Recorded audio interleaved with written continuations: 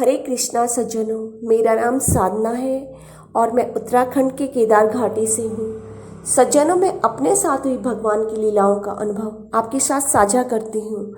आज इसी क्रम में भगवान की यह लीला है। यह लीला 2018 की है। जिस दिन भी किसी अंग्रेज या भारतीय का टीटीसी के लिए एडमिशन आता या बुकिंग होती, उस दिन सुबह माँ लक्ष्मी कमल के फूल में बैठी होती थी। ऐसे मुझे भी स्वप्न में दर्शन देती थी।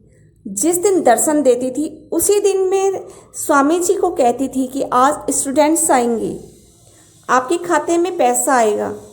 ऐसा कम से कम 10 से भी अधिक बार हो गया था कि उनके दर्शन होते और उस दिन स्टूडेंट्स आते। कोरोना आने से पहले तक की यह लीला है। उसके बाद 2018 के बाद नवरात्रि के पहले दिन का भी पूर्व की तरह मुझे पता नहीं था।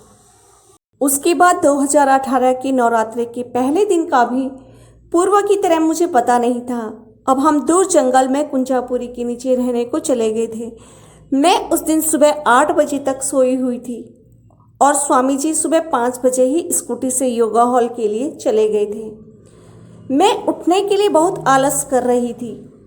जब मैं 8 बजे पलंग में घोर नींद में थी तो चारों कोनों से बड़ी बड़ी घंटियां जोर जोर से मेरे कान के पर्दे फाड़ने लगी।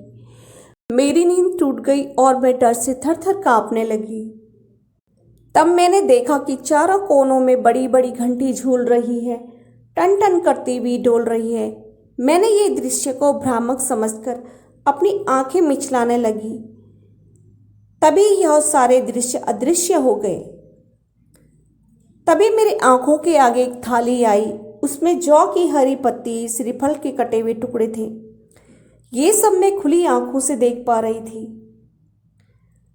फिर मैंने स्वामी जी को फोन करके पूछा कि स्वामी जी, आज क्या नवरात्रि का पहला दिन तो नहीं है? तब स्वामी जी ने मुझे बताया कि हाँ, आज 2018 का पहला नवरात्रा का दिन है।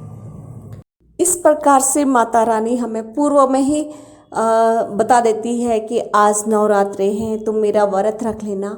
और इससे पूर्व भोलेनाथ ने भी कहा था कि आज शिवरात्रि है, तुम मेरा व्रत रख लेना। इस तरह से देवी देवताओं का जो लीलाओं का क्रम है वो आज भी निरंतर जारी है। और 9 दुर्गा के लिए 2020 तक जो है माता ने बोला है मेरे को कि मेरे नवरात्रि का व्रत रख लेना। आज नवरात्रा का पहला दिन है और उसके बाद हम स्वयं से ही ध्यान में रखने लगे कि कब नवरात्रि का व्रत है और हमें व्रत स्वयं से ही रख लेना चाहिए। इस प्रकार से हमने हमेशा ध्यान रखना शुरू किया। जय माता की।